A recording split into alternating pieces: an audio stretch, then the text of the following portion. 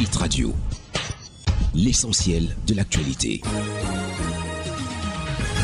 Bienvenue mesdames, messieurs au point sur l'actualité sur Camnews 24 Hit FM Radio. Minat Atangandji échange avec le nonce apostolique en pleine tension entre le gouvernement et des évêques. Paul Atangandji, ministre de l'administration territoriale, a échangé à son cabinet avec José Avelino Bettencourt, le nonce apostolique au Cameroun et en Guinée équatoriale. Au menu des discussions, des préoccupations de routine entre le ministre dont incombent les questions des cultes et les représentants du pape François, sans oublier l'actualité prégnante du moment, dont celle liée à la préservation de la paix au Cameroun en cette année électorale.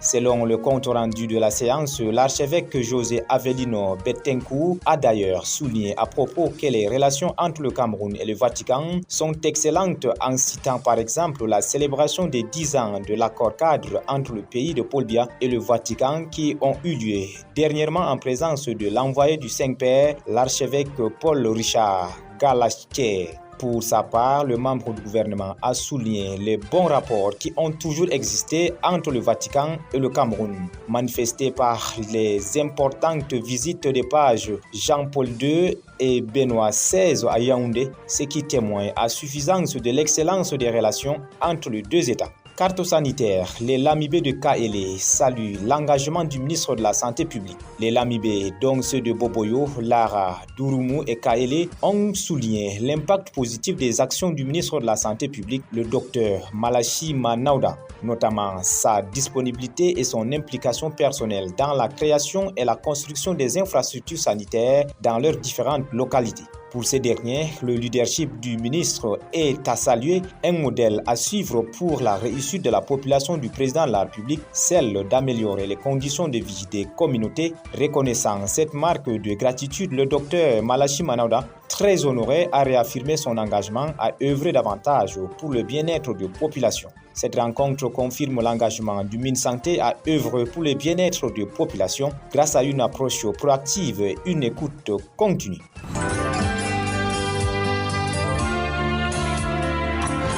L'actualité internationale. À l'étranger, au Nigeria, le général Abdourahmane Tiani a retiré la nationalité nigérienne à deux personnalités proches de l'ancien président Mohamed Bazoum. Maman Sani Ali Adam, alias Selon Ali Adam, et Boussala Ben Ali ont provisoirement perdu la nationalité nigérienne. Selon le décret du président de la transition, le général de brigade Abdourahmane Tiani, ces personnalités proches de Mohamed Bazoum sont soupçonnées de mener des activités susceptibles de perturber la paix et la sécurité publique et d'avoir tenu des propos à caractère raciste, régionaliste et xénophobe. Ce n'est pas pour la première fois que les autorités nigériennes prennent de telles dispositions. Plusieurs acteurs politiques proches de Mohamed Bazoum avaient déjà été visés par cette mesure de déchéance de nationalité.